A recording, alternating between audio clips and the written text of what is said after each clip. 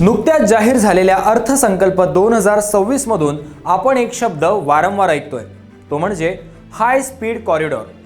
मग ती bullet train असो किंवा समृद्धी महामार्ग।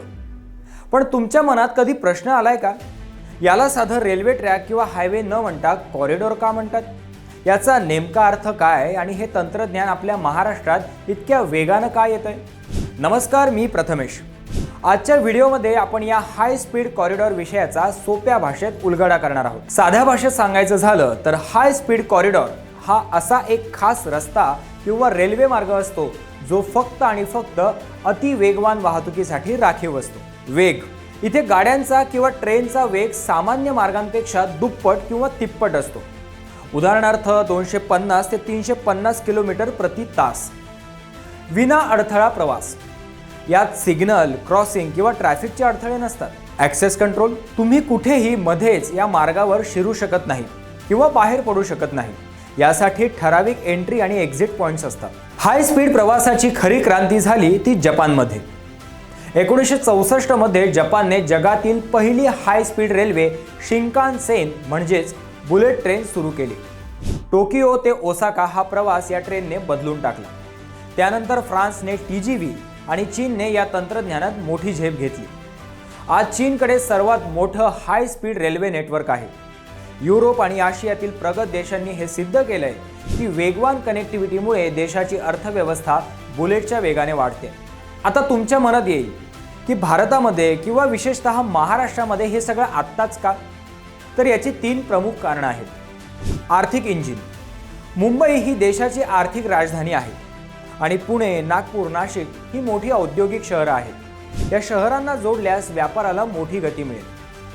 दुसरं महत्त्वाचं कारण म्हणजे वेळेची बचत। मुंबई ते नागपूर हे 700 किलोमीटरपेक्षा जास्त अंतर पार करायला पूर्वीच्या काळात 16 ते 18 तास लागायचे, जे आता समृद्धी कॉरिडॉरमुळे निम्म्यावर आले आहेत। आणि तिसरं, शेवटचं पण महत्त्वाचं, शहरीकरण।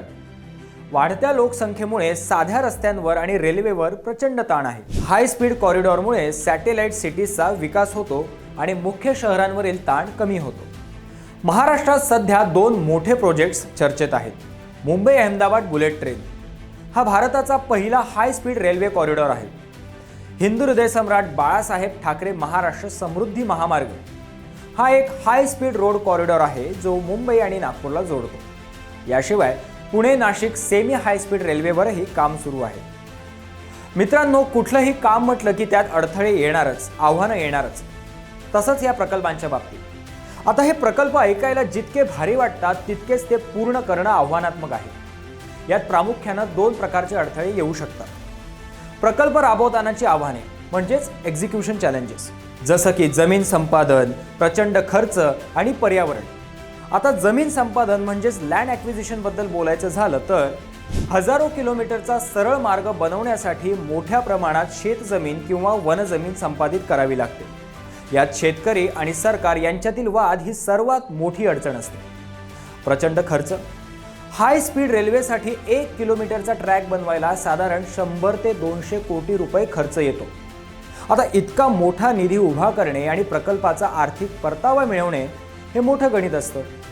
पर्यावरण, डोंगरातून बोगदे काढणे किंवा जंगलातून मार्ग नेल्यामुळे पर्यावरणाचा समतोल बिघडण्याची भीती असते। यानंतर महत्त्वाचा मुद्दा म्हणजे सर्वसामान्यांसाठीची आव्हाने म्हणजेच पोस्ट डेव्हलपमेंट चॅलेंजेस। तिकिटाचे दर, हाय स्पीड प्रवासाचा खर्च जास्त असतो, त्यामुळे या ट्रेन किंवा रस्त्यांचे दर सर्वसामान्यांच्या खिशाला परवडणारे असतील का हा मोठा प्रश्न असतो। कनेक्टिव्हिटी, हे कॉरिडॉर्स फक्त मोठ्या शहरांना जोडतात, त्यामुळे मधल्या छोट्या गावातील लोकांना याचा थेट फायदा होत नाही। उलट त्यांचे रस्ते किंवा शेतं ह्या कॉरिडॉरमुळे दुभंगली जातात। देखभाल म्हणजेच मेंटेनन्स, ताशी 300 किलोमीटर वेगाने धावणाऱ्या यंत्रणेची सुरक्षितता आणि देखभाल राखण्यासाठी जागतिक दर्जाच्या शिस्तीची गरज असते, ज्यात थोडीही चूक मोठी दुर्घटना घडवू शकते। तर मित्रांनो, हाय स्पीड कॉरिडॉर हे प्रगतीचं प्रतीक नक्कीच आहे, पण त्यासोबत येणारी आव्हानेही तितकीच मोठी आहेत। जमीन अधिग्रहण, पर्यावरणाचा ऱ्हास आणि महागडी तिकीटं यांसारख्या मुद्द्यांवर योग्य मार्ग काढला तरच हे प्रकल्प खऱ्या अर्थाने यशस्वी होतील। कोणत्याही मोठ्या बदलासाठी काहीतरी किंमत मोजावी लागतेच। पण ती किंमत सामान्यांच्या हिताची असावी हीच अपेक्षा. तुम्हाला काय वाटतं? भारतासारख्या देशात जिथे आजही रेल्वेचं जाळं विस्तारत आहे, तिथे अशा महागड्या कॉरिडॉर्सची खरंच गरज आहे का? की आपण आहे त्या व्यवस्थेत सुधारणा करायला हवी? तुमच्या प्रतिक्रिया कॉमेंट्समध्ये नक्की कळवा. व्हिडिओ माहितीपूर्ण वाटला असेल तर लाईक करा, शेअर करा आणि महाराष्ट्राच्या प्रगतीबद्दल अशाच अपडेट्ससाठी आमच्या चॅनलला सबस्क्राईब करायला विसरू नका. भेटूया पुढच्या व्हिडिओमध्ये. धन्यवाद.